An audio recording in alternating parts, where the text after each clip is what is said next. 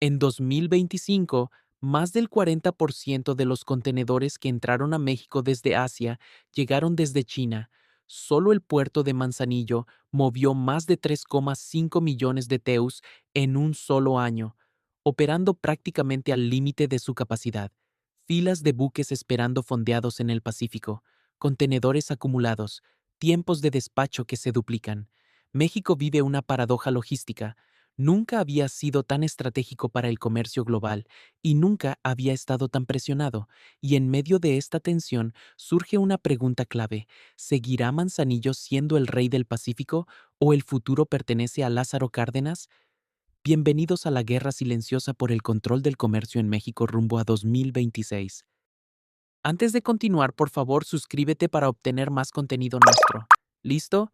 Ok, continuemos. El nearshoring cambió las reglas del juego. Tras la guerra comercial entre Estados Unidos y China y las disrupciones globales post-pandemia, las empresas comenzaron a buscar producir más cerca del mercado estadounidense. México se convirtió en el ganador natural. Gracias al tratado entre México, Estados Unidos y Canadá, el país ofrece acceso preferencial al mercado más grande del mundo. Pero aquí está el detalle estratégico.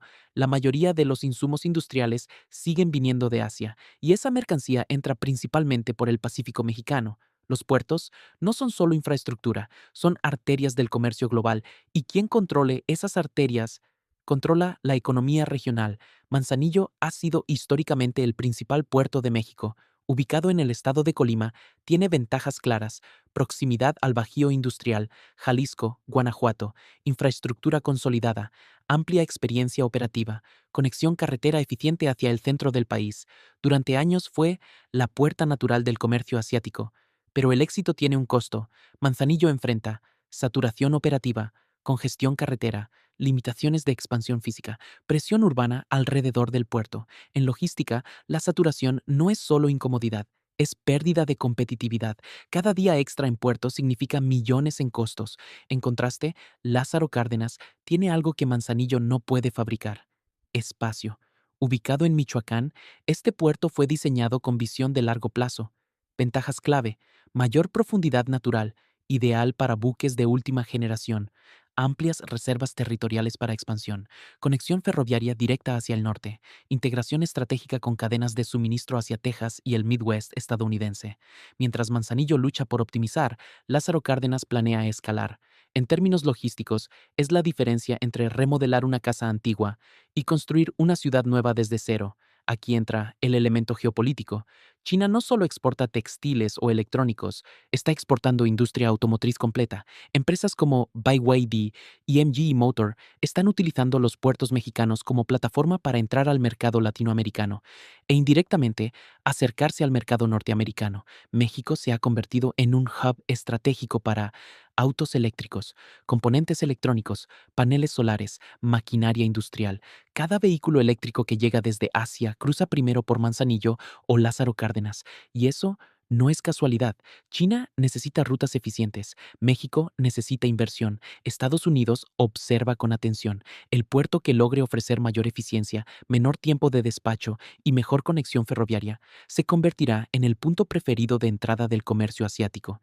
Si el nearshoring sigue acelerándose, el volumen no solo irá al centro de México, irá hacia la frontera norte. Y ahí, Lázaro Cárdenas tiene una ventaja estructural.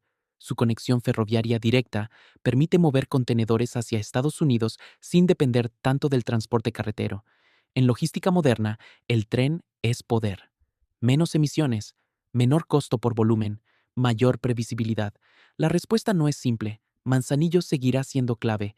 Es el corazón actual del comercio asiático en México, pero Lázaro Cárdenas tiene algo más valioso en el largo plazo: capacidad de expansión estratégica. Si México invierte correctamente en infraestructura ferroviaria, seguridad y digitalización portuaria, Lázaro Cárdenas podría convertirse en el principal hub logístico del Pacífico mexicano hacia 2030, no porque Manzanillo falle, sino porque el volumen del comercio será demasiado grande para un solo gigante. Esta no es una guerra de eliminación, es una guerra por liderazgo logístico en la era del nearshoring, y lo que está en juego no es solo el control de un puerto, es el rol de México como potencia logística de América del Norte. Bien, eso ha sido todo.